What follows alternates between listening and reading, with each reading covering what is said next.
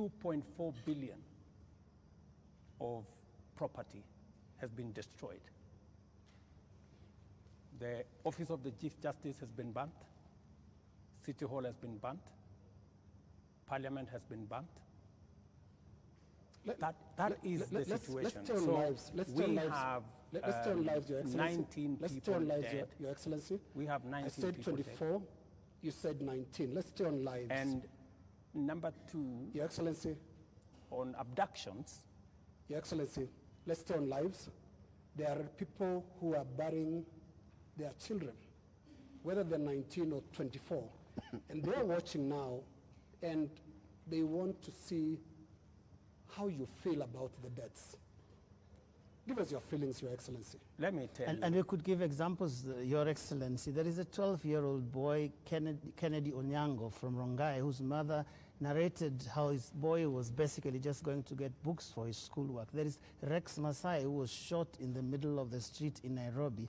And these are real human beings. Don't you feel a sense of responsibility for what is going on in the country? Let me tell you the following. Any life that is lost is something that must bother anybody, beginning with myself. And it is the reason why I have told you that when I came into office, I said three things. Number one, I said there will be no extrajudicial killing in Kenya. That's number one. And I have made sure that there is no extrajudicial killing in Kenya. That's number one. Number two, when I came into office, I said I want an independent police service.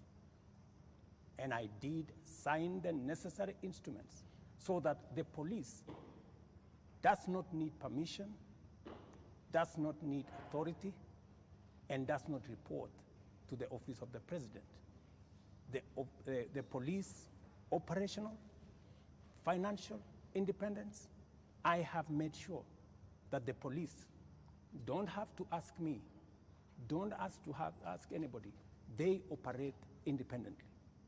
And number four, it is true that children got into situations that they became victims of the demonstrations. What started to all of us, and I have spoken about it, I have said the young people who have stepped forward to engage in the political discourse of their country in a peaceful manner, tribeless, are a welcome development in Kenya. That I said. But let me also say the following. These great young people who have stepped forward to prosecute their agenda, the affairs of the country, I am certain that they did not ban parliament. Criminals and other agents who took advantage of a legitimate concern of Kenyans stepped in, went and banned the Chief Justice's office, went and banned City Hall, went and banned Parliament, and destroyed property of innocent citizens. The parents, Mr. President. So, what are you telling them? These things have happened under your watch. I am telling under your watch. I am telling every parent. I have kids like they do.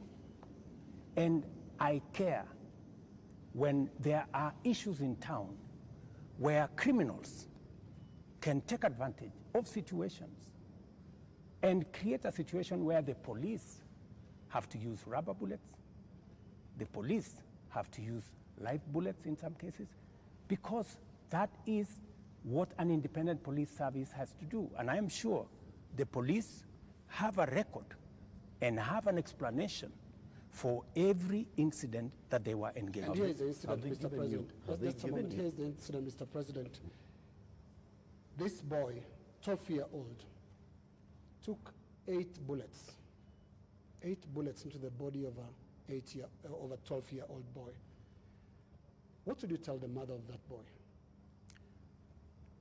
That boy is alive, right? No, it's not. Kennedy Onyango died. He's died. So he's the one who died. Yes. So you're not talking about the person who was shot with rubber bullets. No. No. Yeah? Shot with bullets 8 times. Let me tell you. Yeah. In Ngong, this is the situation in Ngong, right? In Ngong, there was an incident where the police were overpowered by criminals. They took a firearm from the police. They used that firearm against people. And one policeman had to shoot this fellow who had hijacked a gun from a policeman so that not to endanger the lives of more citizens. It is among the 3 people. One of the criminals is among the 3 people who was shot by the police after they overpowered the police and took the bullet and took the gun from the police and used it against innocent citizens. I cannot confirm to you that this is not the man that shot the child, but investigations are going on and we will get to the bottom of it. Mr. President, I am telling the mother of this young person that I, as president, will make sure that finally I will give her an explanation of what really happened and make sure that we bring this to a situation where, like her, like myself who have children, she too can be, her child can be accounted for. Mr. President, the Kenya National Commission on Human Rights is the one that has accounted for 24 bodies lying in morgues. And those bodies, the records show that these people either died in hospital and while undergoing treatment for gunshot wounds, or they ended up in the morgue in the last 2 weeks with gunshot wounds. 24. These 24, Mr. President, are you saying that the security agencies have told you that these 24 were criminals, that these 24 were armed, they were posing a danger to the police officers, and that is what necessitated the police to use live bullets on them?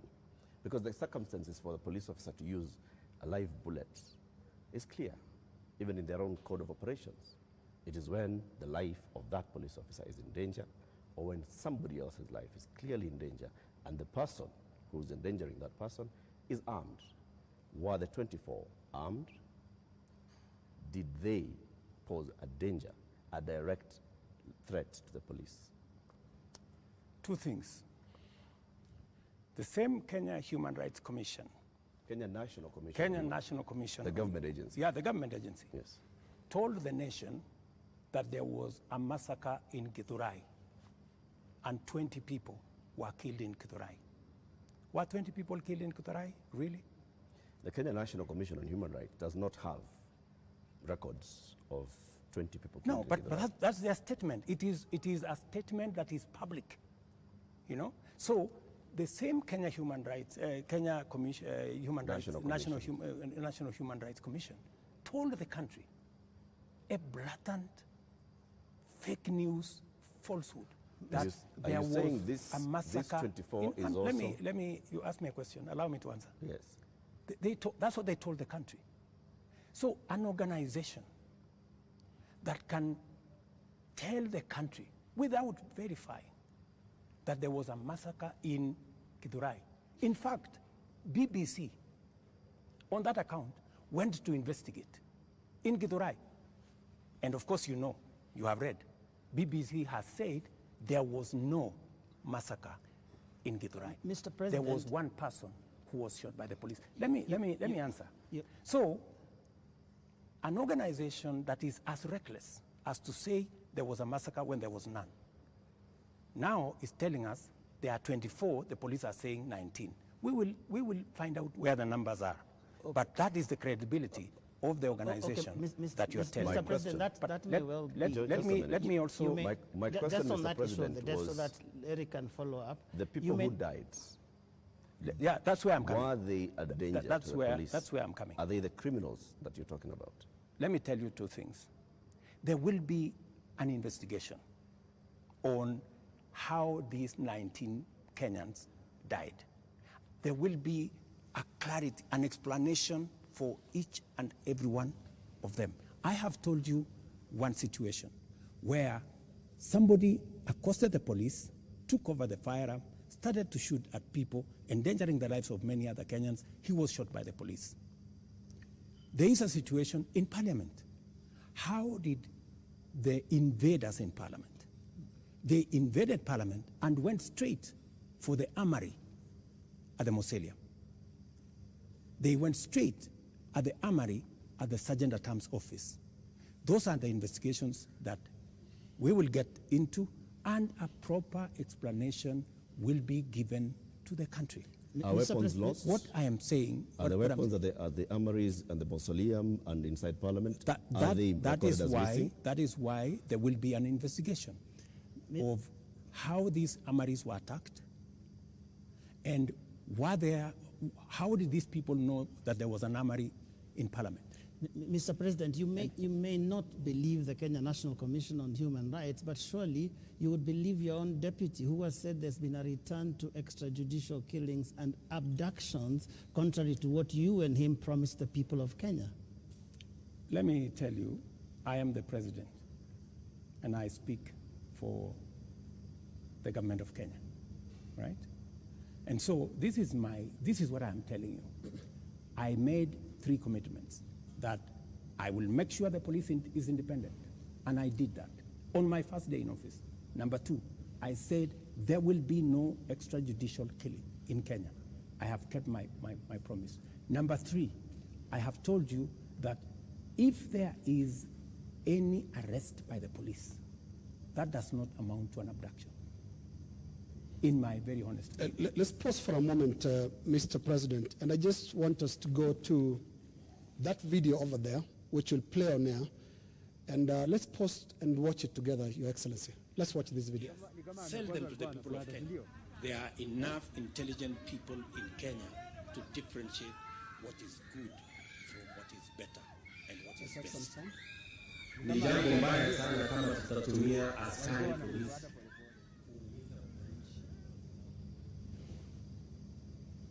hapo na maoni tofauti ya kisiasa. Waeleza ya kwamba these people don't understand the damage they are doing to the people and the economy of Kenya. All right. All right. Yeah, yes, the video in contention here was recorded earlier today. Yes. That of former MP Alfred Keter being abducted in broad daylight. Mr. President, before you even talk about the entire incident, the children were screaming, and a sound that we believe belongs to the wife was also heard, screaming in distress. How does that make you feel? 3 things. I have told you, I made a deliberate decision to make sure that the police operate independently. That's number 1. Number 2, I have told you, if the police summon Linus Kaikai, and Linus Kaikai refuses to go to the police, are the police not entitled to come and look for you? When the police come to arrest you after they have summoned you and you didn't show up, is that an abduction? So let's have this as a confirmation. That no, I'm just asking you. Let's have this as a confirmation, Your Excellency, that Alfred Keter was summoned by police. He refused to the police have respond to issued the a summons. statement. I would suggest, instead of us having a back and forth, the police have released a statement. Can you check what the police have released, the statement? And you still not answered my question. Which the was? wife and children screaming that way. I mean, how do you feel, Your Excellency? I mean, my friend, every child, every mother feels the same.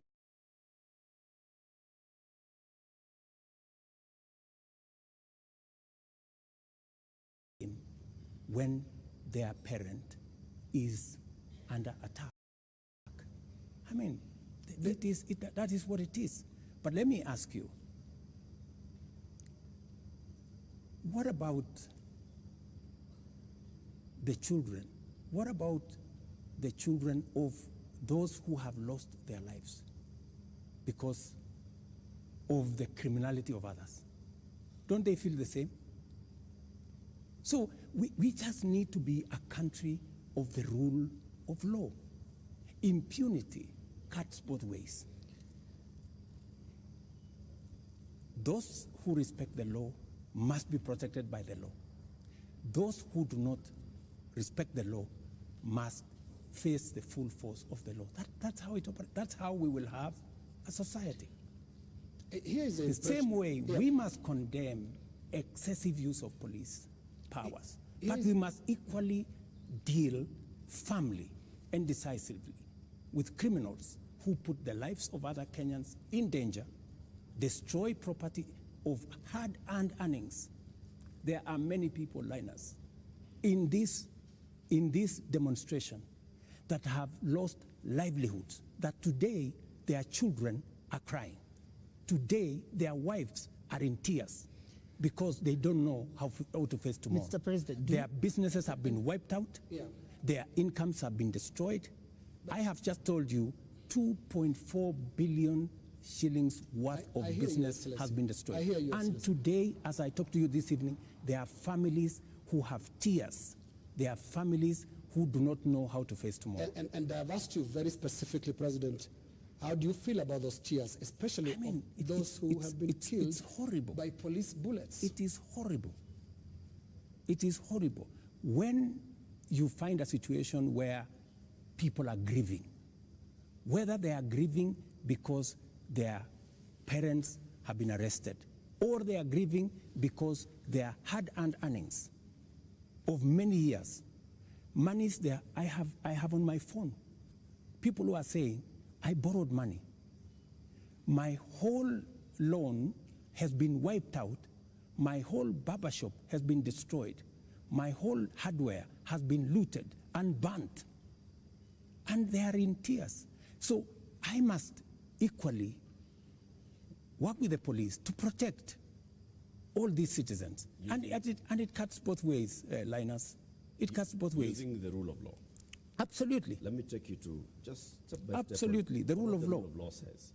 The rule of law requires the police to investigate a matter, to, when they have sufficient evidence, present that to the ODPP. The Director of Public Prosecutions takes people who are culpable to court. That's the journey in the rule of law, Mr. President. In the case of 39 people who have been abducted, and the abduction here, we're using it deliberately because of the manner in which the people have been arrested, like we've seen in the case of Alfred Keter. Others who've been picked up from their houses in the middle of the night, and they are held incommunicado for more than 24 hours outside of what the rule of law says. And then they are not taken to court, so they are not charged with anything. That is outside of the rule of law. So in one instance here, we are saying we are not following the rule of law. In the second instance, Mr. President, you have people who were unarmed, like in the case of Rex, who was shot in the middle of the night, unarmed, who have been shot by police and they've ended up dead. 24 of them. You say 19. That again is extrajudicial because there is no justification that has been produced to show that there was justification for the police to use the excessive force. So basically we are showing examples where the rule of law, which you promised to uphold, which you also set and said, this is what the police has been doing. And you said, Mr. President, as you took office, that the problems with the police service also are going to the top, the leadership of the police service. And you promised the people of Kenya that you're going to hold the police to account outside of the rule of law and accountability, which comes to your desk. Are you holding the police accountable for 39 people abducted, for 24 people killed, for 627 people arrested and not charged, for 431 people injured by live bullets, rubber bullets, tear gas canisters, police batons? Latif, as I have told you, we must operate within the parameters of the rule of law. And I agree with you. The police must never act outside the framework of the rule of law. They must do that which only the Constitution and the law allows them to do. And it is very clear that any operation of the police outside the parameters of the law, the police will be held to account. Whether it is holding citizens beyond the stipulated time, but I must be thoroughly clear to you. When police arrest somebody, there is a constitutional timeline which they are allowed by the law to hold that person. 24 hours. That does not amount to an abduction. 24 hours. In my opinion. A case in point is what has just been said here about what happened earlier today. And you guys clearly said in this conference that it was an abduction. I mean, it's just clear now that it is not an abduction. They're not This is an arrest. And the police have come forward to say, this is the situation, we have arrested this person, and it is just good for us to all of us follow the law. And I agree with you, the police must act within the law. But let me ask you one question also, Latif. I have never, in this conversation, which is now 20 minutes in, are you guys bothered about the fact that Parliament was burnt? Are you guys concerned that millions of businesses, of Kenyans, hardworking Kenyans, were destroyed? How do you feel? But it all How do you feel? It all happened under your watch, Mr. President. No, but this is at the why end of we the are day, saying, this is why we are saying you sought to keep us we safe. must be even. You know, we must be even. The police have a difficult job. They have to make sure the peaceful demonstrators are protected. But they also must make sure that the criminals, and when you say criminals, you know, when I said the other day criminals, many people took offense that I was calling the demonstrators criminals. That's not. Families of the dead, Your That is not. That's a lot of offense. Family of Rex. Rex was killed in a week when the protesters were very peaceful. The first week of these protests were peaceful. We saw protesters carrying Placards. And water bottles. water bottles. Rex was killed on his way out of work. Let me. How do you feel? I mean, let me tell family, you. when they hear you say criminals. I mean, are you telling me Rex is the one who burned Parliament? But Rex died without breaking anything. No, I'm just telling you. He died You know, before. Rex There for are nothing. criminals who infiltrated and caused mayhem.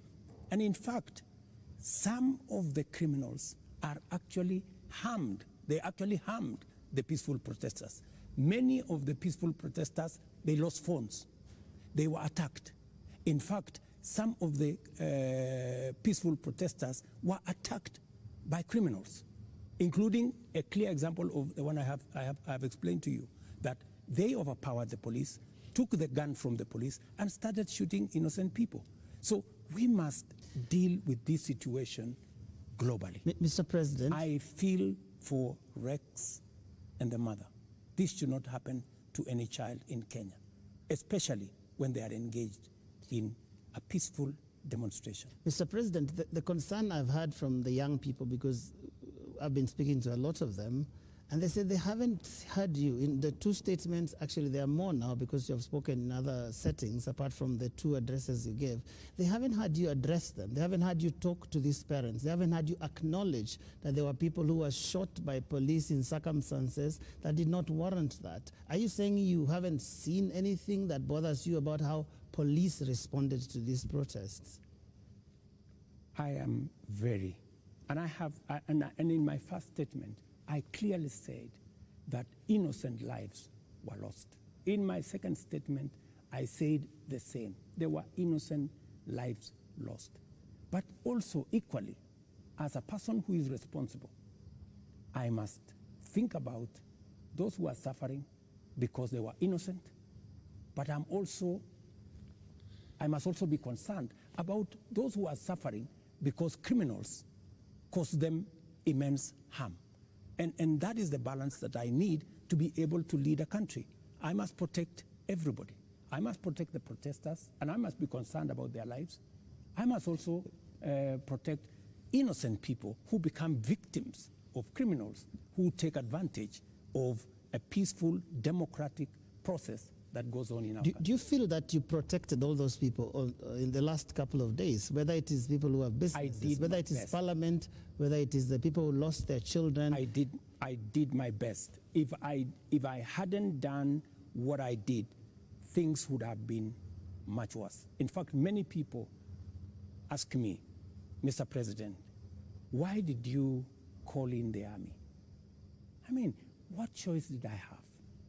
I mean, it would have been very reckless of me in the face of the kind of harm people had gone through, the 19 lives that were already lost, in the face of a burning Chief Justice office, Parliament, and the rest of it. I mean, it would have been very reckless of me not to mobilize every arm of government and every arm of our security agencies to protect the country and to protect lives. You acted as Commander-in-Chief. You also acted as President, Head of Government, and the person who took the sword and promised to protect the people of Kenya. You chair the National Security Council, which brings in the head of the police, the head of the intelligence, the head of the military, and cabinet secretaries in those dockets. Did you have information prior to Tuesday that there was going to be infiltration of the peaceful demonstrations by the criminal elements that you've talked about more than once? And if you did, what did you do about it?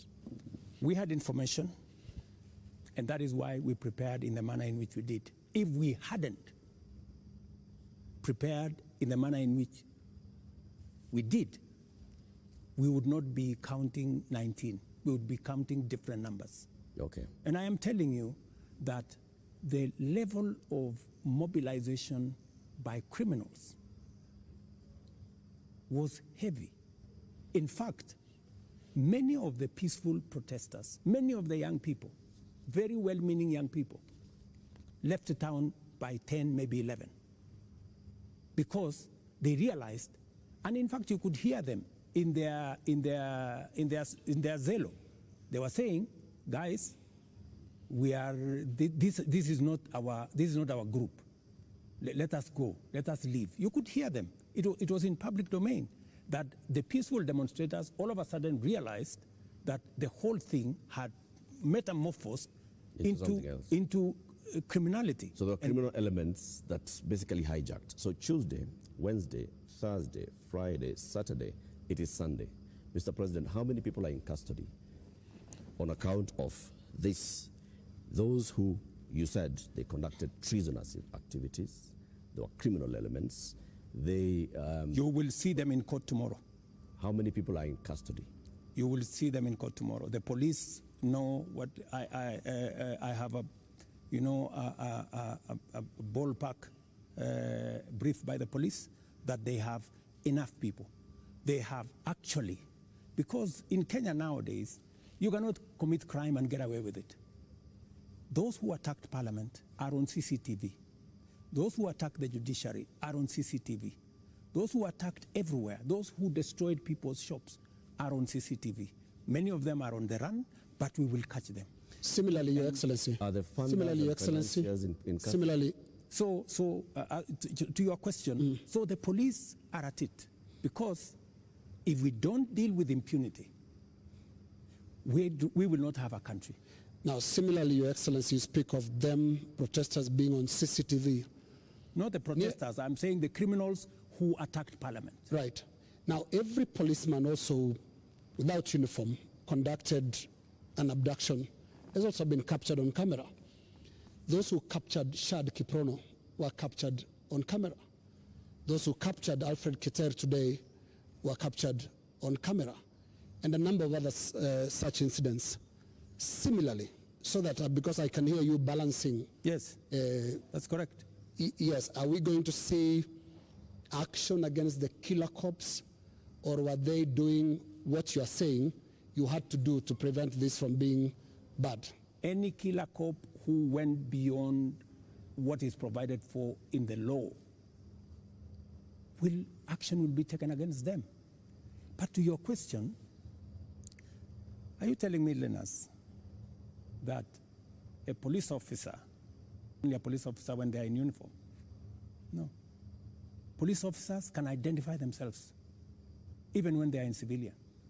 So, and when a police officer comes to you and says, this is my ID, I am police officer, you are under arrest for the following reasons, that is legitimate. You cannot tell me that because they were in civilian, then... That's not what they do. And that's not what they did to Alfred Keter or Shad Kiprono. Were you there?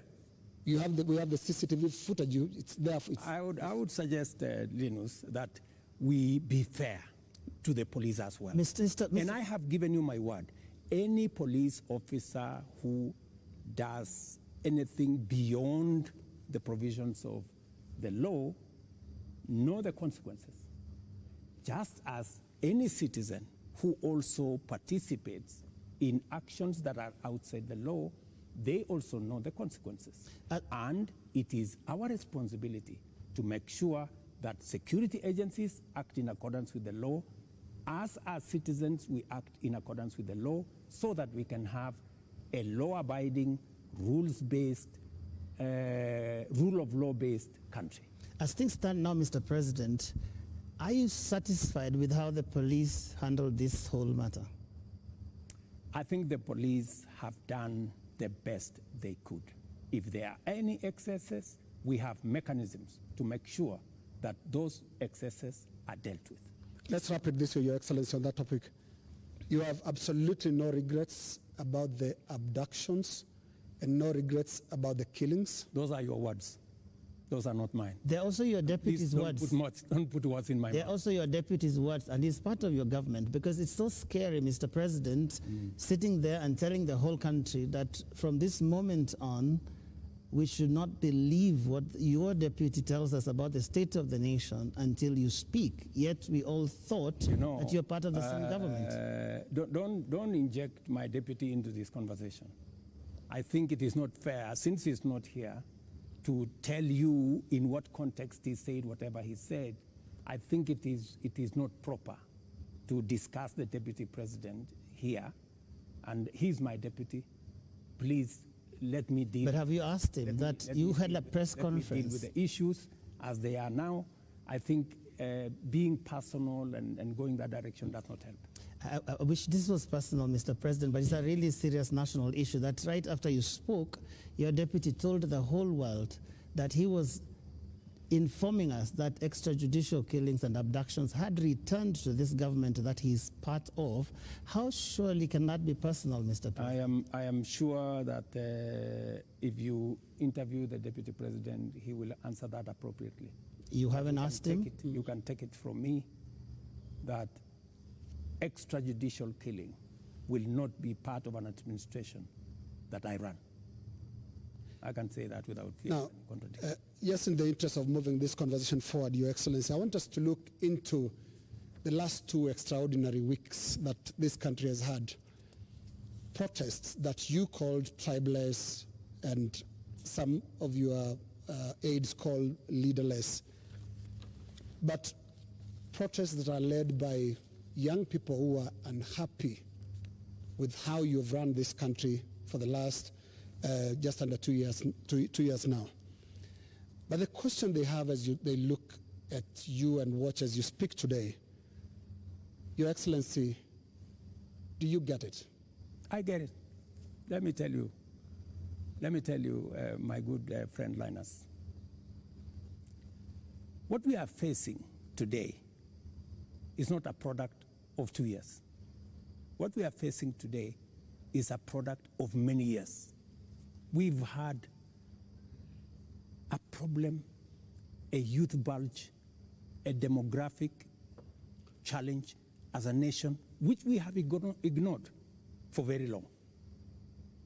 for the first time, I have decided that I am going to be deliberate, I am going to be intentional on tackling the challenge of young people and unemployment in Kenya. First time, there is an administration that thinks about the young people. Let me give you 3 examples, maybe 4. Well, let's keep it within the 2 weeks, please. No, it's okay. It's the 2 weeks. Yes. But don't look at the 2 weeks in isolation. The young people we have in the street did not happen in the last 2 weeks. They were not born when I became president. They were not jobless when I became, they did not become jobless when I became president. But I want us These are young people who over the years, we have close to 4.5 million young people who are out of school, out of college, with degrees, certificates, diplomas, without jobs. And that is why I have done 4 things.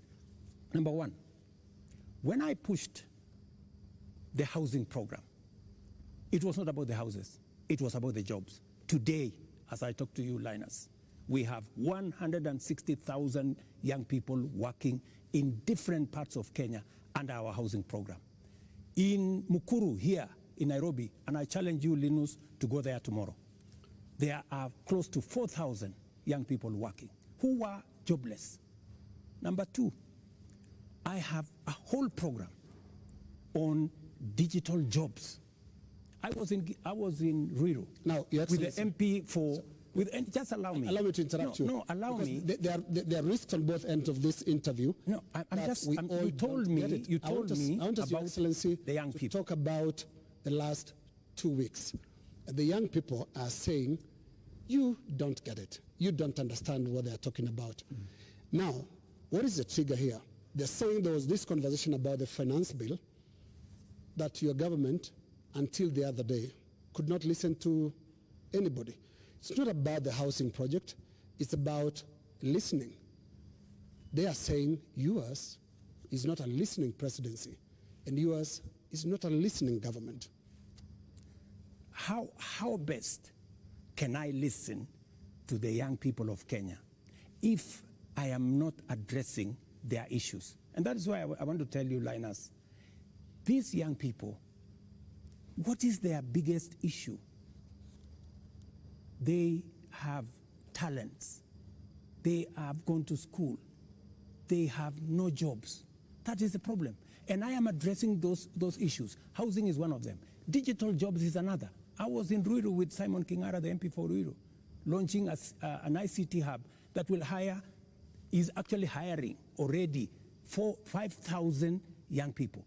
Our whole plan, including what was in the finance bill, was to increase CDF by 10 billion shillings to roll out ICT hubs in every ward in the Republic of Kenya, so that we can hire young people, train them, put them on digital jobs. I have a 3rd program on export of labor. Mr. President. I have a 4th program on manufacturing, to be able to create more opportunities for the young people of our country. And we want to inform you, they're no longer just talking about things that can be done to them as a demographic. They are looking at the big picture. Finance bill brought them out. And when did they come in? They came in after all public participation forums were not listened to. Kenya Association of Manufacturers spoke to the parliamentary committee, same thing, and said this is a bad bill. Association of Insurance spoke to the parliamentary team, this is a bad bill. We had a big conversation on national television, this is a bad bill. You did not listen. You had a meeting here with your UDA MPs and at some point told them to pass it as it is. And until the last week, that was the first Tuesday when the protests were there, when now you offered to some amendments. They're saying you're just not listening, and it's not about them, it's about the big picture issues, and we'll come to them, including the question of corruption, which is not really a youth thing. Indeed, and just to add on to that, Mr. President, respectfully, Mr. President, I just want to come in your analysis. I just want to add on to that, Mr. Because I want to add on because let me just finish it. It's the same question. It's the same question. Mr. President, if you went into all the X spaces where the youth are speaking, if you looked at the demonstrations and what they were saying, the placards they are carrying, none of them has talked about we don't have jobs. None of them have talked about the housing jobs are not enough for us. None of them have talked anything about what you have mentioned. So it's not that they are not seeing about the jobs. It is beyond that, Mr. President. And respectfully, I want to put it to you that you're not hearing what they're saying. In fact, they only had after the protests, after all those things you described, that's the time that you came and said, let me tell you the following. The rejection of the finance bill, and this goes to what Linus has said, that we didn't hear anything. Let me tell you, the process of a finance bill. In fact, you know, many people believe in Kenya that the finance bill is an invention of William Ruto. It is not an invention of William Ruto. The finance bill is an instrument that has been with us ever since independence. Only that we have made it much more transparent. Only that we have brought out more to the public. And that is why there is greater interrogation of what government is doing, especially after the new constitution that made public participation not a sterile provision of the constitution, but public participation to be an integral part of lawmaking, an integral part of managing the country. Let me tell you, when we took the bill, when we formulated the bill, it had 346 billion of new revenue. When MPs went out to the public said, we don't think this is good. We don't think this is good. It was reduced by 140 something billion shillings. It remained just 200 billion. Doesn't that amount to listening? No, it doesn't. That the public said, reduce this by... No, it doesn't, no. Mr. President. And that's why I said reject it. Just wait.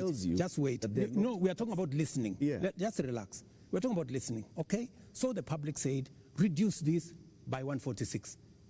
We sat down, we cut down the areas, we reduced it to 200. What went into the space was the people who wanted to mislead the public, to say, oh, you see, in fact, everything you have been told is still there, this was not removed, these people are not listening, these people are not listening. And let me tell you, my good friend Latif, we have dropped the finance bill. Yeah? What does that mean? It means we have gone back almost 2 years. It means that this year we are going to borrow 1 trillion shillings to be able to run our government. That's what it means. I have been working very hard to pull Kenya out of a debt trap. Mr. President. Let me just allow me, because you know we need to contextualize this finance bill. It is easy, Joe. It is easy for us as a country to say, let us reject the finance bill. That's fine. And I have graciously said we will drop the finance bill, but it has huge consequences. It means we will not confirm the JSS teachers, 46,000 of them. It means we cannot support our farmers with 2 billion shillings for us to make sure that farmers get a fair return of 50 shillings per kilogram, per kilo of their milk. It means we cannot sort out the coffee debts. It means we cannot support the cherry fund. It means we cannot sort out the debts of farmers in Mumias. It also means that we will continue to import potatoes from Europe when we have potatoes in his village. You just told me in Kimana. We have potatoes in Nyandarua. We have onions all over the place. That may well be. I think the problem has been, these are people who are saying they haven't been listened to. You only listen because you said on that night, on that Wednesday night, that is the moment you said that you had realized, Mr. President, that Kenyans did not want anything to do with that bill. And one would wonder, how can that be, Mr. President? And you have had all these presentations that have been made. Did it have to take demonstrations and sadly lost lives for you to come to a point where you'd realize what your people, the people that voted for you, are saying? That, I think, is what the young people are asking. Let me tell you, Joe, members of parliament are representatives of the people, elected. They are not fools and they are not mad. And I want to say, one day, Kenya will know that the MPs who voted yes are the true heroes of Kenya. Those are the people who saw the opportunity for us to unchain our country from debt trap and take our country to the future. Let me tell you, Joe, and I want to say this to the people of Kenya, that my plan was to make sure that in the next 3 years, maximum 4 years, we have a balanced budget, where Kenya is not the country where we are today. Let me tell you, gentlemen, and I want to tell the people of Kenya the following. We are in a very difficult financial position. This is something that the people of Kenya must understand, and that is why I am happy that we have a crisis. This crisis will help us be candid and speak to each other properly and contextualize where we are. We raised this year 2.3 trillion from our taxes. Of that 2.3 trillion, 1.1 trillion went to debt financing. 1 trillion went to salaries. What did we do? We had to go and borrow to pay the counties. We had to go and borrow to fund our education. We had to go and borrow to fund. Now, the funding gap we have done with the finance bill going down is that instead of borrowing 600 billion, we are going to borrow 600 billion plus 346 billion. That is close to $1 trillion. And let me tell you, my good friends, and I want us to be honest with ourselves. This is not how a country will get to a status where we are proud of our nation. This is not how we are going to. This is not how we are going to grow. And that is why, Linus, this situation, this crisis is a very important inflection point that we can sit together, assess, let us agree. And I have no problem. Let us agree. Yeah. Do we continue borrowing? And let me give you the statistics. When in 2013, Linus, just allow me 1 minute, please, with a lot of respect. Okay. In 2013, the debt stock of Kenya was 1.8 trillion. For 10 years, that increased 5 times to 11 trillion, 10 point something trillion. We built a lot of roads. We connected a lot of electricity. We did many things in 10 years. But we were doing it on debt. Today, we don't have the luxury to borrow because we have reached the limit. And today, let me finish. Today, all the money we borrowed from 2013 is maturing. That is why the biggest challenge that we have as a nation is that we are spending 1.1 trillion every year of taxes we collect from ordinary Kenyans to pay debt, and not the whole debt. That's interest alone. Yeah. Interest principal comes to 1.8 trillion this year. So, my good friends, and yet you want to tell me, William Ruto, don't collect domestic taxes. Go borrow more money. No, Mr. President. That's not what they're saying, President. And What is the alternative? Yeah, and I just wanted to come to one. No, what is the alternative? Just help me there. Yeah. Because there are only two things you can do. Either you raise money from taxes or you borrow, period. There is no magic here. There are Kenyans, Your Excellency, right now, who do not listen to all that. Yes. They are not interested in that. That's okay, but that's the reality. But I need If you are not, if you do not want to listen to hang on, Your reality, Excellency. Hang on, Your Excellency, because I need you to address a very important issue here, and that is one of a trust deficit. There are Kenyans who watch you, Your Excellency, and I don't know whether you are aware that they don't trust what you say. They don't believe what you say. Are you aware, Your Excellency, for example, that a lot of Kenyans increasingly don't associate the truth with you? that is your assessment because you have never associated the truth with me from the beginning. No, there's quite a number of Kenyans. No, I mean, that is your assessment. We asked people before we came here this That's the evening, assessment. Yeah. and many of those that responded to me directly, and to even our platforms, on KTN News, on Spice FM, on NTV, on Citizen, and we were asking them, what question should we ask the president this evening? And the one thing that many of them were saying is, when will he stop lying? So it's not Linus. Can he tell us the truth this time? Let me say the following.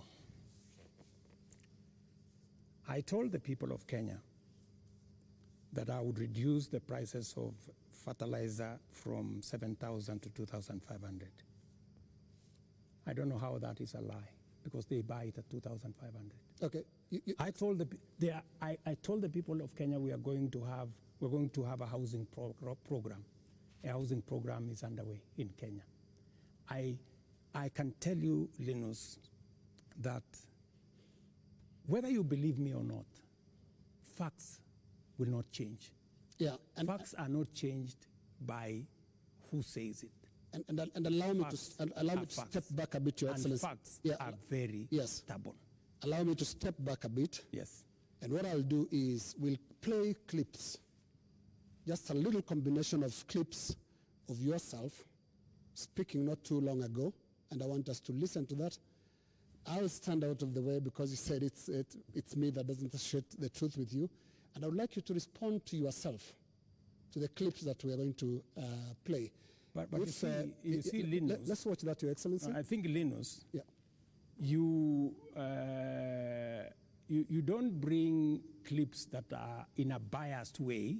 You know, you select maybe something that has not happened. Yeah. Can you be fair and select clips across the board? What I said and has been done, and what I said and maybe has not been done. So let's watch that. Maybe you can watch that. Yeah. Waeleza ya kwamba these people don't understand the damage they are doing to the people and the economy of Kenya. Kwa hii taxes wanaongeza usiku na mchana. Na mimi nataka niwaulize watu wa hapa Manga, tafadhali, mkiona tumesimama hapa mbele yenu, tunawaambia ya kwamba tutengeneze hiyo serikali inakuja ambayo inaelewa lugha ya mwananchi wa kawaida. If you have good ideas, why do you need the police? Why do you need blackmail? Why do you need intimidation? If you have better ideas, sell them to the people of Kenya. There are enough intelligent people in Kenya to differentiate what is good from what is better and what is best. Ni jambo mbaya sana kama tutatumia askari polisi kuumiza wananchi wasio na hatia eti kwa sababu wako na maoni tofauti ya kisiasa. Waeleza ya kwamba I agree with that. It is not fair to use the police to harass citizens who have a contrary opinion. And that is perfect. That's what they're accusing you of. I still believe that. That's what they're accusing you of. But you don't tell me that... Alfred Keter. What is the problem with Alfred Keter? Yeah. Is that a contrary opinion? No, it's not a contrary opinion. I mean, the police have said why they arrested him. It is not because of me. I didn't give any instructions. I didn't even know what was going on. Let me tell you, Linus, I am a very clear-minded person on what I say. When it is the police, I have said, many of the people who opposed me, many of the people who were very scared about what I would do when I become president, even the people who did worse things against me, I have never gone after them because I don't believe in settling political scores using the power of state or using the police. Let me also say the following. When I talked about the taxes I was on the campaign trail, yes. I was addressing in the campaign trail. It was very obvious that when at that time we were in subsidies, that did not make sense. It is because I removed the subsidies and I changed and put production support. That is why today the price of unga has come down from 240 to 100, because I changed the model. I changed the configuration, and it is giving us results. But are you aware, Mr. President, that the thing, perhaps apart from now the police brutality that people associate you the most, is the issue of taxes? I'm sure you know the name they call you. You've actually talked about it even yourself. This guy that they want to come down. Let me tell you, my good brother, Ageo. When I came into office and I assessed the situation, and it was no longer possible for us to borrow money, I had to be honest with the people of Kenya. I had to tell them we have two options, right? And even as we imposed taxes, we explained, we made sure that there was adequate, elaborate public participation on what it is that we were trying to achieve. And let me tell you the following. I have done the best that I could globally. Today, our country has tremendous respect from many quarters globally because of what I have done. I have raised the profile of our country. Today, I was in Narok, and the tourism numbers in 2022, 1 million tourists. In 2023, last year, 2 million tourists. This year, by God's grace, we will get to 2.7 million tourists because of the profile that I have done for the country. I know somebody will say that, that there is no truth in that, but call the tourism sector. They will tell you themselves that all hotels in Kenya today are operating 80% upwards, which is a new phenomenon in Kenya. I will also tell you that the international community have developed enormous confidence in Kenya. I see people who are saying, why did William Ruto go to China? Why did William Ruto go to Europe? Why did William Ruto go to America? Let me just tell you the following. When I went to China, we got money to be able to put equipment in 70 of our technical training colleges. Today, the contract has been signed, the equipment is being manufactured. When I went to China, we got money to build Bosto Dam that has been waiting, that will serve the counties of Bomet and Kericho.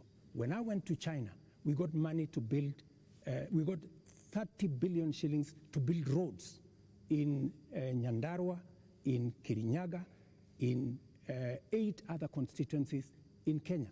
That's why I went to China. When I went to America, we got a $1 billion facility to be built in Naivasha that is going to be the biggest data center in Africa, funded by UAE, working with Microsoft and Kenya. When I went to the US, we also agreed Kenya became the only country in Africa that is going to benefit from the CHIPS Act, where we will be manufacturing computer chips with other countries.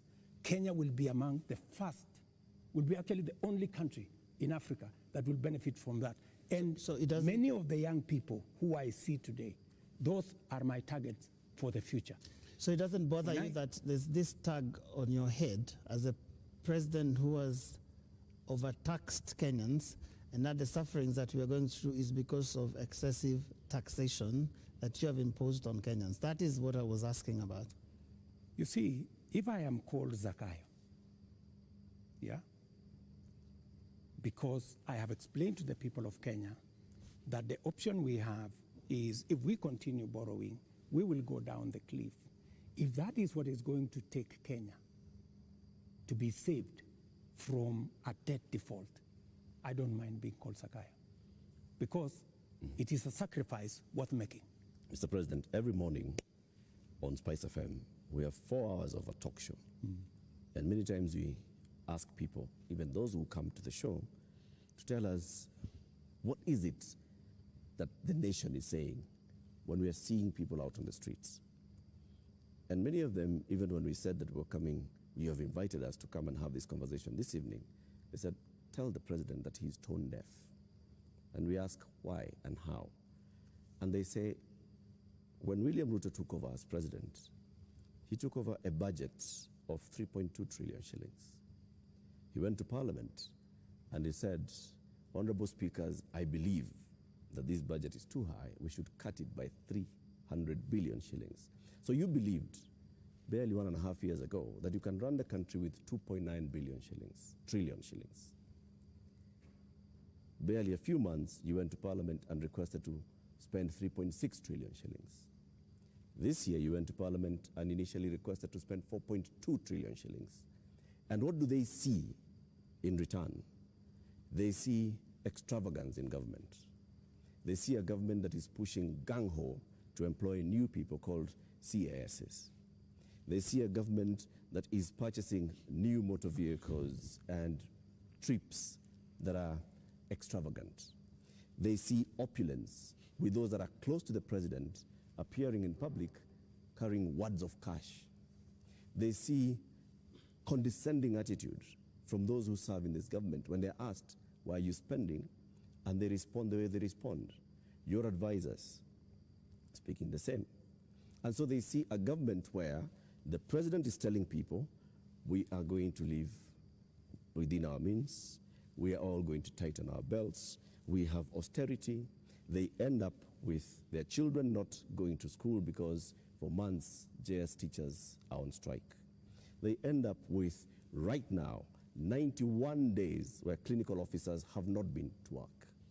91 days, Mr. President. We ended up with intern doctors going on strike for weeks because the government says it has no money. We end up with people going to the hospitals and there's no medicine. We end up with people who are being told that we don't have money to pay salaries, or we don't have money to pay salaries and also having development. Yet, they see all this extravagance and opulence from those in power. You are tone deaf, Mr. President, that's what they say. Well, I guess that's why we must have a conversation. That's why we must have a conversation. And I'm very happy for us to have this conversation so that we can put the facts on the table and we can all of us make a decision. But let me tell you the following. I've listened to you, and let me also tell you that today, the universities, which were almost closed, they had debts of 60 billion shillings. I have enhanced their budget by 40 billion shillings, the universities, because education to me is very important. It is the greatest equalizer. Today, the universities can confirm to you, and I was sitting here with the vice chancellors, that I made the right decision because we are funding the universities better. Let me also tell you, I took the decision to hire additional teachers, 56,000. It has never happened in the history of Kenya. Why? Because education is the greatest equalizer. Many parents in rural Kenya take their children to schools that have no teacher. And we are disadvantaging them. The children of the poor get the worst form of education. They have no chance. I decided, because I said it is bottom up, I decided that I'm going to put more money in making sure the child of every Kenyan has an opportunity to be their best by giving them the correct education. I decided that I am going to put money in farming. The first year, I put 10 billion shillings in fertilizer subsidy, a program that had been scrapped for 5 years. the difference is obvious. Today, by God's grace, we have a harvest. The prices of food commodities has come down. Day before yesterday, Latif, there was a release of where we are with inflation. Inflation in Kenya is now 4.6%. When I came into office, it was 9%. Inflation coming from food products. It was reported not by me, by the institutions that are charged, 4.6%. We have, where I have invested money, I can account for it. Right. And it is making a difference in the lives Their of concern many. is on extravagance in government. I will come to opulence in on, government. on opulence and extravagance. Every trip I have made, I have not made any trip outside Kenya to go and do things that are of no benefit to this nation. I can account for every trip that I have made outside our nation, whether it is on projects or programs or investments or even the profiling of this country to put it in good standing for us to attract investment. In fact, the Nairobi Stock Exchange, which was almost closed, was rated the best in the world. Not said by William Ruto, but it was in the public domain by Bloomberg. If you don't believe me, believe Bloomberg. Mr. President, So I have done what I could for the country. You have But not let me answered- finish you have not answered the opulence. questions. Let me go to the opulence. And let me be very clear that the display of insensitivity is a statement that has come to me, and is a sentiment that has come to me, and you will see something very different going into the future, whether it is coming from my staff, whether it is coming from this office. And I know people have raised issues of CAS, for example. I deliberately, even after Parliament had approved the position of CAS, I have not appointed any CAS because I realized that we were in a situation that we could not. And no CAS will be appointed until we have an economy that can support more opportunities. I know citizens have said that there is no need for the office of the First Lady or Second Lady. Third Lady. These are offices that were there. But because we have to live within our means, those offices from tomorrow, this new budget which is starting tomorrow, they will not be part of our equation, because in the face of what has happened, we have to trim down every other area. And in fact, not just those, many other spaces are going to be trimmed down to reflect the new reality, especially after the finance bill was taken down by myself. When I said we take this down, we are going to cut our cloth. We are going to cut our coat, the size of our cloth. We're going to reduce money going to counties. We're going to reduce money going to the judiciary. When I came into office, the judiciary was getting 18 billion. Today, they are getting 25 billion. But it was because I believed in the rule of law. I believed that we needed to do something about making sure that our judiciary has resources, because Kenyans were telling me directly, justice delayed is justice denied. Will you I cut have the size hired of your government? the highest number of judges under my administration, because I believe that Kenyans must deserve justice. Will you reduce the number of ministers, ministries, or state departments, or advisors? That is an area we are going to target and cut down, because it is the reality we have to face. Mr. President, when things like this happen elsewhere, this is a whole finance bill that's been taken down. Correct. You have people who have been advising you on financial matters. You have people who have been advising you on political matters, listening to the people. You have advisors who have talked down at Kenyans, who have called them spoiled kids, KFC, Java, and whatnot. And you have people who have been around you talking into your ear with regard to some of these things. And many people have ventured to actually say that this amounted to a vote of no confidence.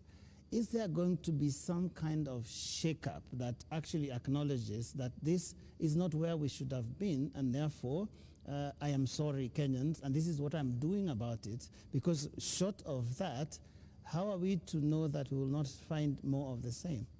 Watch this space. There are those who have said, now that clearly there are many people who have lost confidence in Parliament, there are those who have lost confidence in you, that maybe the way to regain the legitimacy is to go to an election. There is no provision. You know, we are a country of the rule of law. Yeah? We must, whatever it is that we do, we must keep it within the parameters of the rule of law. And we cannot take what has happened over the last 2 weeks or thereabout and say we are going to abrogate our constitution. I think we will be going towards anarchy. And I don't think that is where we want to take our country. There is a demand on me as president, and I have said, because of where we are, because of what has happened, there is going to be a thorough cut down on many things, whether we are talking about allowances, maybe even we should have a conversation around salary. We had a meeting here with MPs, and even them, they are persuaded maybe it is time to ban Harambes so that we remove avenues of people participating in largesse, demonstration of, opulence. And I want to tell you that I am going to take action. I am going to work on this. I know what we should do, but I am also not going to be reckless and take the country into a crisis. I will make sure that I act responsibly and listening to what the people of Kenya say.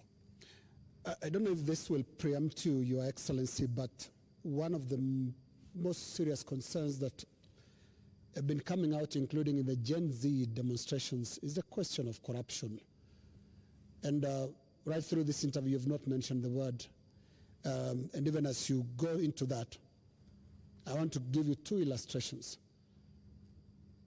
Kenyans dealt with or encountered the problem of fake fertilizers, and you never took action against your cabinet secretary for agriculture. Before that, we had the scandal around the importation of edible oil, which, Your Excellency, we don't know where the edible oil is to date. I don't think it ever found itself to the market. Again, there is a cabinet secretary in that ministry.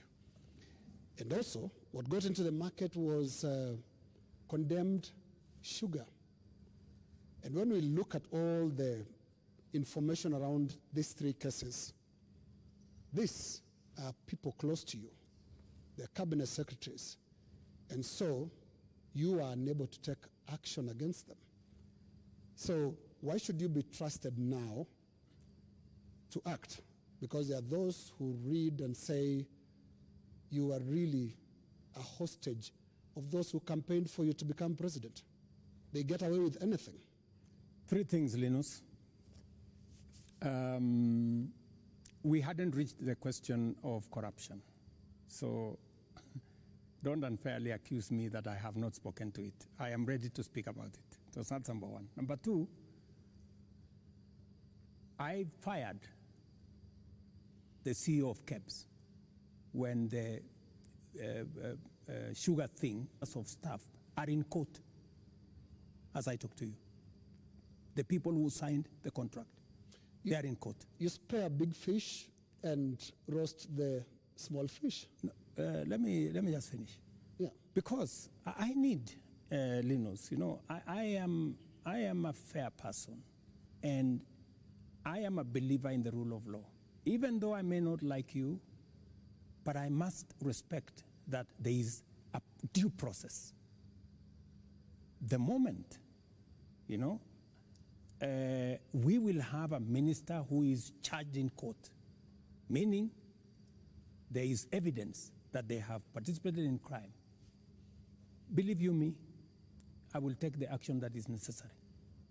But if somebody is taken through a process and that process comes out without an indictment, I mean, surely we must give somebody the benefit of doubt until it is proven. And the fact that the CEO, general manager, and all the people that were there who actually evidence was found have been arraigned in court. Isn't that a step in the right direction? What a political responsibility. What a political responsibility. Let me finish. And then number 3, the other one you asked me was edible oil. The people who are involved in edible oil, I fired them, and they are in court. We have a new management in Kenya National Trading Corporation. In fact, we've just hired a new management for the Kenya National Trading Corporation. So those are actions that I have taken. And for your information... Void of what Joe is calling political responsibility. Yeah. I mean, but you see, else in the ministry can be... But you see, yes. But you see, gentlemen,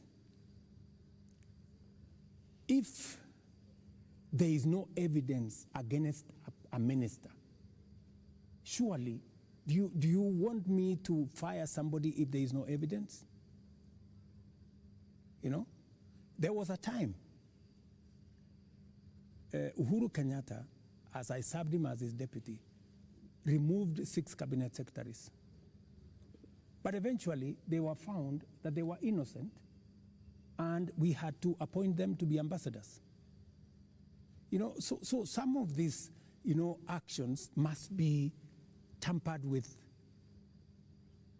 process of law, you know, due process. So unless we follow due process, gentlemen, we will end up being something else. Up to this, just a moment, Eric, in a moment, because up to this point, Your Excellency, if I don't want us to lose the context, the last 2 weeks have been extraordinary. We've never seen anything like this. You have KDF troops in the streets of Nairobi. Up to this point, Your Excellency, and including on the question that I've just asked you of accountability within your government, do you think you are addressing the grievances that have made thousands of Kenyans across the country in places that were unimaginable to get out to the streets to say Ruto must go? Do you think up to this point they feel you've addressed their grievances? I am not in their space, so I am doing what I believe I should be doing. I have taken the responsibility to withdraw the finance bill with all the attendant consequences. That I have done. I know what it means, and I know where it takes the country, and it is not a simple decision for me to make. And for your information, the finance bill was going to take Kenya big steps forward. But it's a sacrifice I've had to make because of the political reality that we are in. But it will mean counties will have to take maybe 30 billion shillings off their budget. It means we have to reduce CDF by maybe 10 billion shillings. It means we have to rethink about what to do with JSS teachers. It means We have to put on the freezer. We wanted to hire another 20,000 teachers because there are kids who do not have who do not have teachers. It means we have to work on our UHC program. We thought we would upgrade, for example, Linda Mama. Yeah. You know, we thought we would upgrade Linda Mama. Here is something, Your Excellency. But it means we have to hold that, and it means many things. Just hold on, what else do you want to hear? You are speaking outward, but looking at the grievances, they are also asking questions inward from you, Your Excellency. And what I can hear from these grievances that have been expressed quite loudly, you said you are not in their spaces. We sometimes get into the spaces to listen to what they are saying. And all they're saying is, you cannot be, for the next 3 years, the president that you've been for the last 2. So what is that you're going to change about? That's why, that's why, Linus, Yes. that's why we are here. Of course, it's not going to be business as usual with the kind of reality we are faced with now. It has to be different. Do you regret anything at all? What you should have done better? What your people would have done better?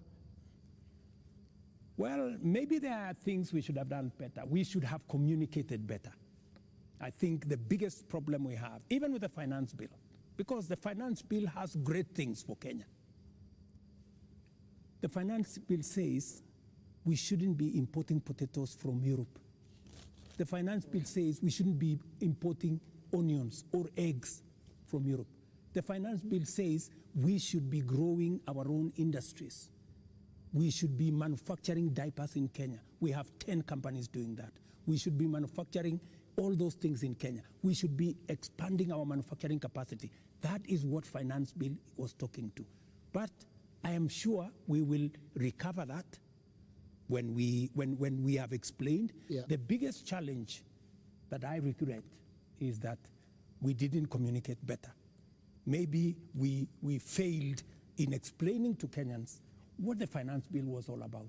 Because I promise you, if I am given a chance to explain to the people of Kenya what was in the finance bill and what the finance bill would have done for this country, every Kenyan would have agreed with me. But my regret is that they would say you were here, Mr. President. They said you would have explained. We didn't explain ourselves better. Maybe my communication team failed. Maybe I'm sure my communication team failed. Our communication architecture did not deliver, did not get the message out to the people of Kenya. Yeah. In fact, if you look at what people were saying, they were saying, for example, there is a matter of land on the finance bill. There was no matter of land in the finance bill, not even a single line. And it is on that basis that people rejected the finance bill and many other things that were not in the finance bill. Now, communication is about words, Mr. President. Let's go to the deeds, because when you see what Gen Zs are doing, for the first time in the history of this country, we've had protests on the altar of the Holy Family Basilica, because the young people of this country are telling you the political culture, which you've been part of having politicians speak in church, converting the platforms into, converting the pulpit into campaign platforms, must end. So I'm not hearing you addressing and looking more inward into this whole picture that the Gen Z is painting. They're not just talking about some of those things that you're raising. On that, Linus, I have even had an occasion to speak to church leaders here. On that, on matters of politics on the pulpit, I am 100% aligned. We shouldn't be using pulpits in churches or in any other places of worship to prosecute politics. It is not right. And I agree, we need to change that culture.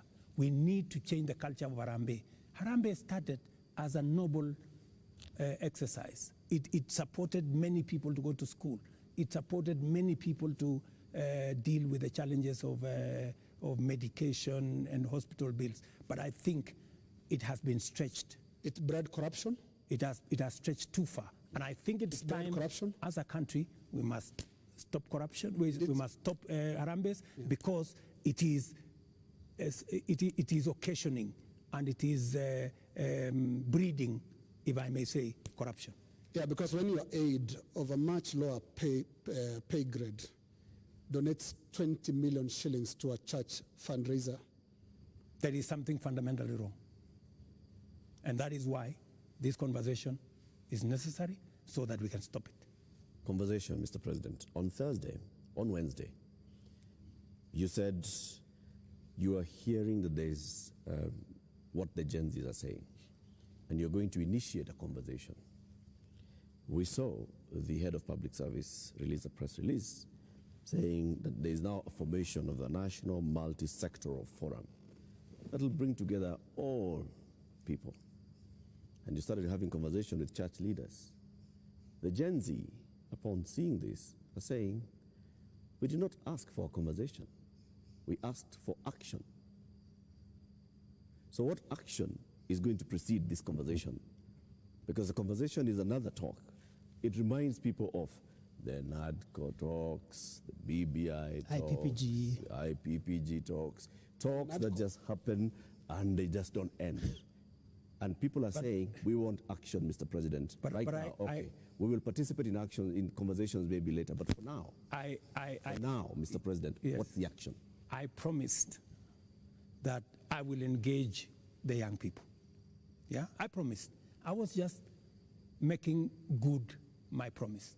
I promised a multi-sectoral forum, and that's what I have put out. I also promised that these are some of the topics I want us to discuss. I want us to discuss debt. I want us to discuss taxation. I want us to discuss unemployment. I want us to discuss corruption. I want us to discuss these issues. And it was a suggestion, and I am open. I am hearing that the young people are saying, we don't want a multi-sectoral forum. Maybe we should have an engagement with the president on X. And I am open to having an engagement with the young people on a forum that they are comfortable with. If they want digital? If they want me to engage with them on X, I will be there. At this point, Mr. President, do you think you know what the young people want? I have many young people in my house. Are they telling you all is well? The same ones that are in all these other spaces. And they want an engagement. They have ideas. They have suggestions. And I am open. If what we are doing on the digital space, on the housing program, on the export of labor, on manufacturing, if they have suggestions, I am open to those suggestions. They can improve, they can change, they can make new suggestions. And I also have a responsibility as a father, because these are our children. I have also a responsibility to guide and to listen to them and to tell them, yes, on this, I agree. For example, let's not have a spouse's office. I agree. Let's not have CASS for now. I agree. Let us not have advisors. Advisors. We will agree. Let us not have churches being a space for politics. I agree. So many of these areas, we need to even have a conversation. If we are paying 46% of our revenues for salaries and wages, when the legally established space should be 35%. That is why I started a conversation with Salaries and Remuneration Commission. We must deal with the issue of wages and salaries so that we bring them down to 35% and leave more money for our development. That is a conversation I am very happy about. When? Mr. President, it's been 2 weeks. It's been 2 weeks of you saying every day we are going to have a conversation. We just you know what they say on social media? I said they call you the president of tutafanya, tutatenga, tutafanya, tutarudi. No, it is always futuristic. But I'm here. You're saying, but I'm here. We are going to have a conversation. I said within a week. I gave a timeline within a week. Yeah. So within a week, we will have agreed on where are we meeting. Are we meeting at the X space? I am ready for that X space. Are we agreeing on this multi-sectoral? I'm waiting to see the suggestions that Kenyans have. I don't want to prescribe any suggestion, but when I give out a suggestion, I expect feedback. I expect people to say, maybe this is okay, maybe this is not okay, and then we agree on a way to move. Mr. President, any of them analyzing what you have actually said tonight on the issue of your advisors, your cabinet, what you're going to do, what Kenyans like to call heads that are going to roll as a result of this national shame, because that is what many people have called it. You have said, watch this space. And here there are all these other things that young people are asking you about. What is that concrete thing that you're telling them tonight that I have heard you? These are the things I've heard you say since all these things started, and this is what I have done. Because you seem to have withdrawn or declined to sign this finance bill rather grudgingly, but not in good faith, having understood what people were saying. You're regretting this thing. You're saying, you guys, mutaona. Mmekataa lakini mutaona. That is what we're hearing. Let me tell you that I will not lie to the country that putting down the finance bill is going to be easy. I'll not be a leader. I have to be brutally honest. And those consequences, it will start with me. To cut down the budget in my office, to remove what we call austerity, to implement an austerity program that will cut down on unnecessary stuff, unnecessary offices, or offices that we can take down. I am ready to even engage the young people and for them to, because they want an engagement. I too want an engagement for us to agree. So what do we do with the debt? What do we do with the following? What do we do with the following? They will tell me, do this, fire so-and-so, fire so-and-so, do this. And I will tell them what is possible and what I think we could do it differently. Or are you telling me that I should just listen and implement without making a contribution to the conversation? I thought we are having a conversation. I'm just telling you what they are saying. I'm not saying anything else. I'm just telling you what I'm hearing, because yes, you did say you are not in their spaces, but I am in their spaces. And in 2 weeks, Your Excellency, by now you'd have known what you should do. And I mean, there are basics. Which 2 weeks? 2 weeks of the riots and 2 weeks of the protests. It's been 2 weeks.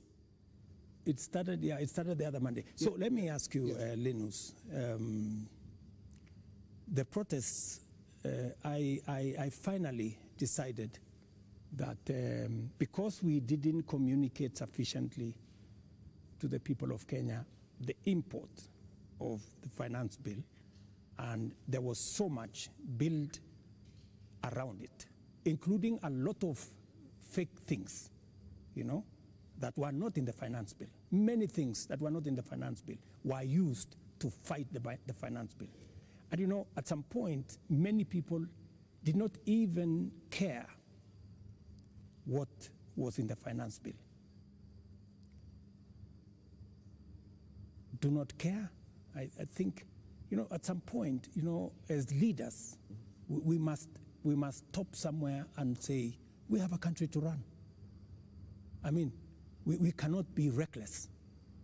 We must, at some point, stop and say, what are the consequences? Because everything we do has consequences. And we must be careful as a nation to make sure that our country does not go down to the dogs. And believe me, countries, have gone in the wrong direction. And we must be careful. And I don't want to be the leader that took the country in the wrong direction.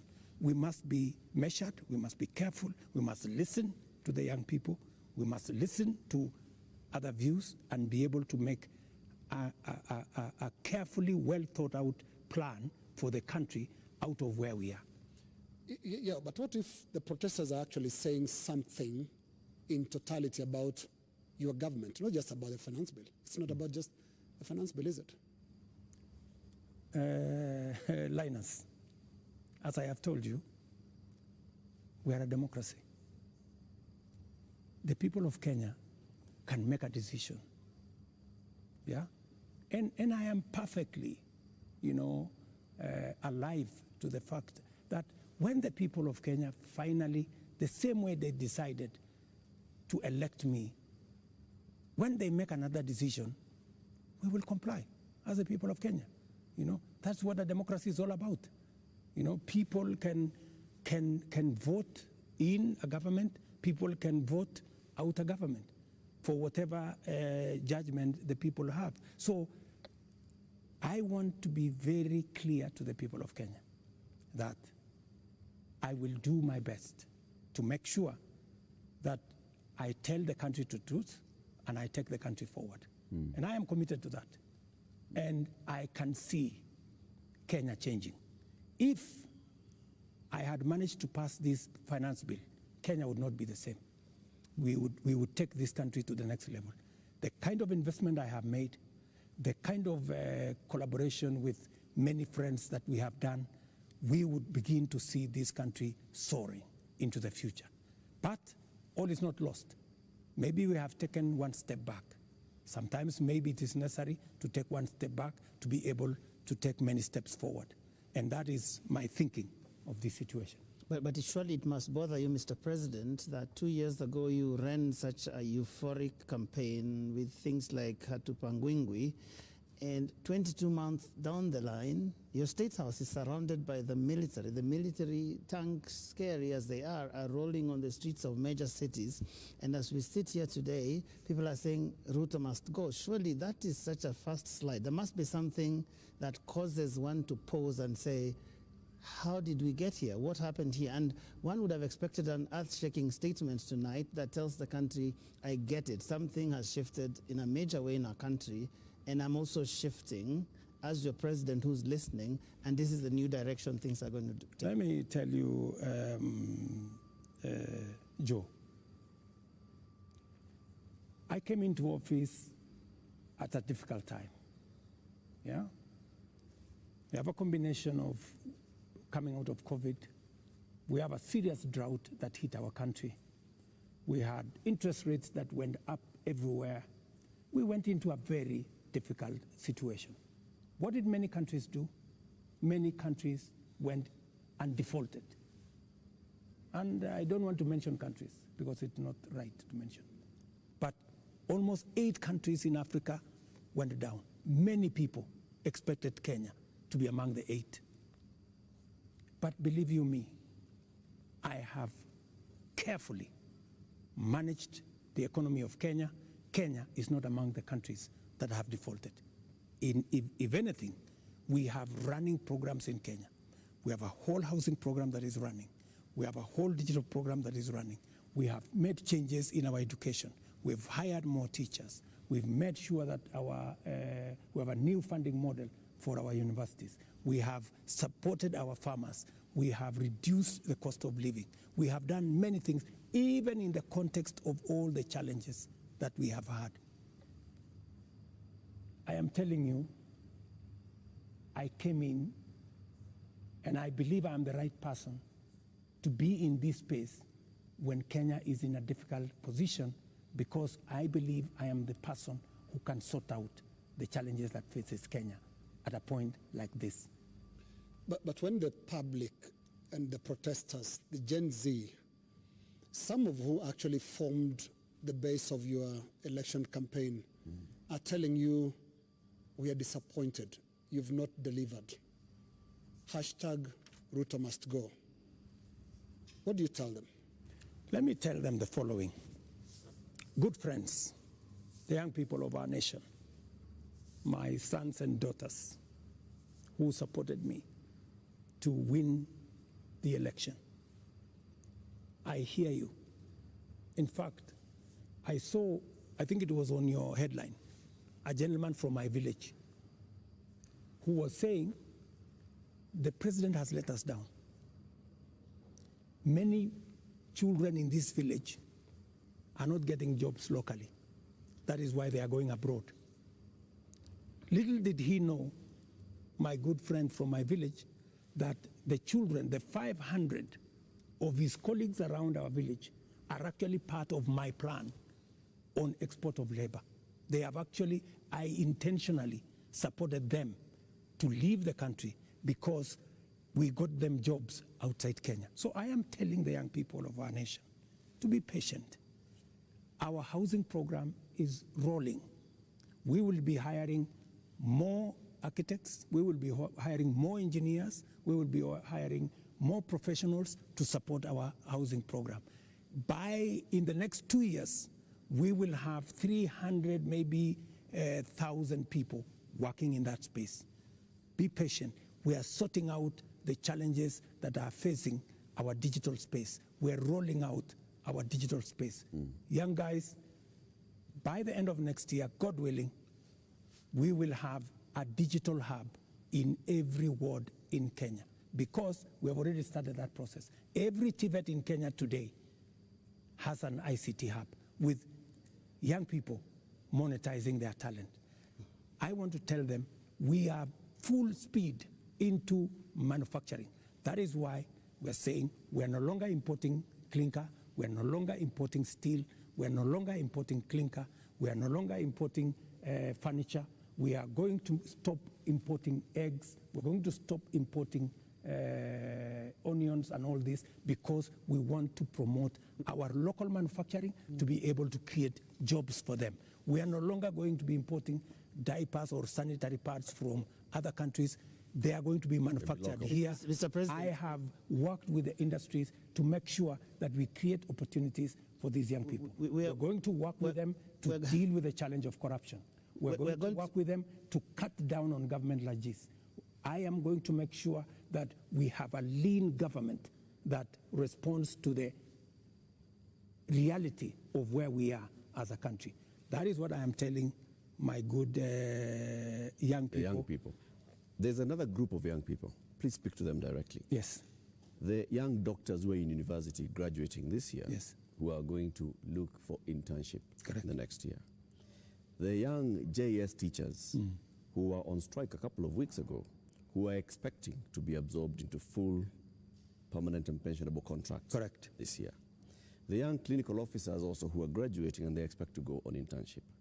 The other clinical officers who are hired on contract during COVID and other programs that are just contracts, and contracts are coming to an end. I am telling the JSS teachers, I had factored in 18 billion shillings in this year's finance bill to be able to transfer them to permanent and pensionable.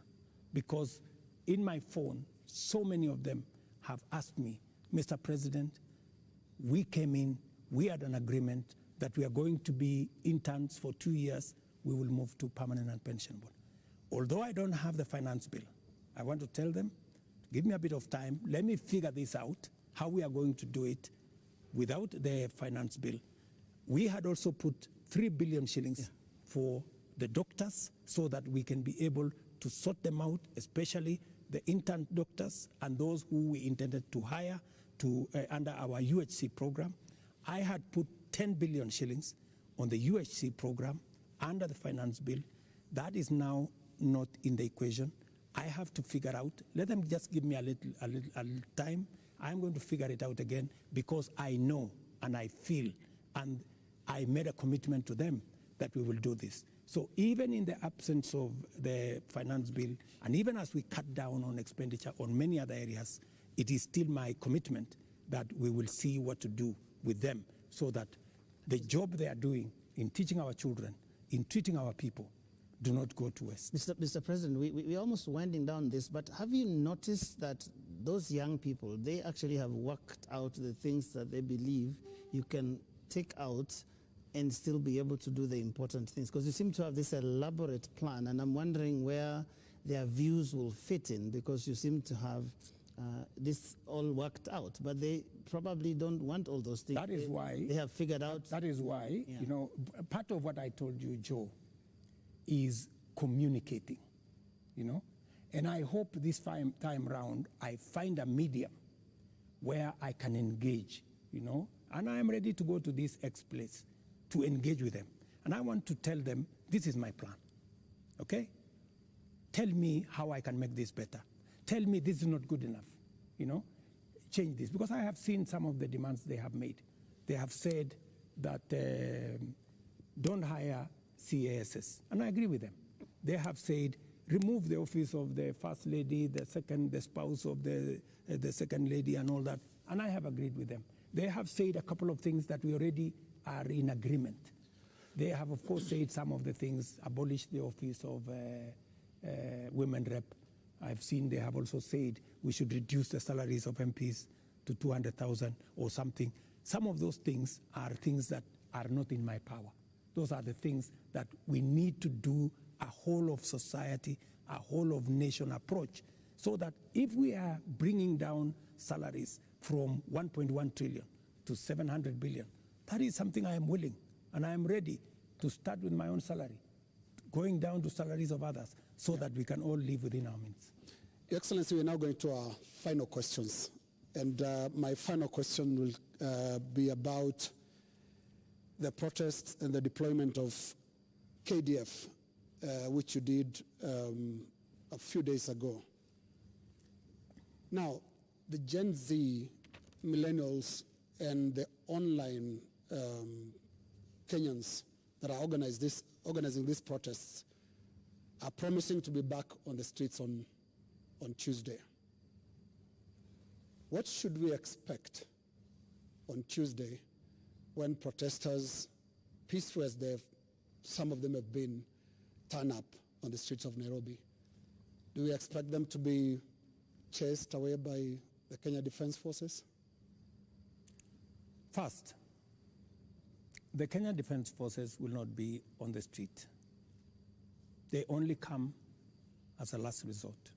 If the demonstrations will be peaceful, I promise you, the police will be there to protect the demonstrators. But the police will also be there to make sure that the criminals, the fellows who come to burn offices, the fellows who come to loot property, will also be dealt with. That is my commitment. We must all operate within the law, and that is what it is. My final question is on the elephant in the room, the elephant in our budget, public debt. Candidate William Ruto responded to a question during the debate, and he said he's going to commission an audit of the public debt. President William Ruto last year responded to the same question and said it's important for us to audit our public debt. Today's question is when? Public debt is actually a public document where we are as a country. The 10-point-something trillion of our debt is in the public domain.